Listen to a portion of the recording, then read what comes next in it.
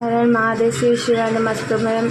तो ये पूजा को पशुपतिनाथ व्रत का ये 5वां व्रत पूर्ण होने का मैं विधि बता रही हूँ। शाम की पूजा कैसे किया जाता है, कैसे थाली लेके जाते हैं तैयार करके।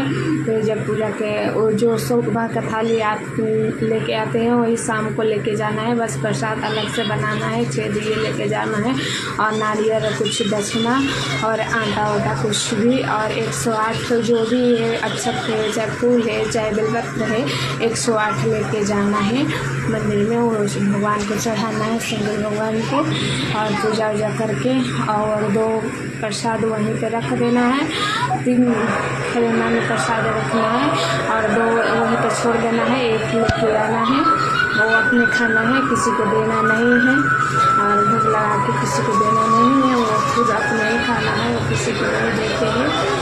और पशुपतिनाथ के व्रत जो भी करते हैं उनका करना पूरा हो जाता है।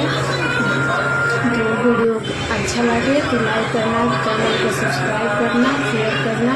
6 दिए वहीं पर 5 दिए जलाते हैं, 6 दिए वहीं पर रख के 5 दिए जलाते हैं। 1 दिए घर पे लेके आते हैं, दरवाजे पर राइट साइड में जलाते हैं और मनोकामना जो भी है वो बोल के जलाते हैं। नारियल भी वहाँ पर चढ़ा देते हैं, जो भी मन में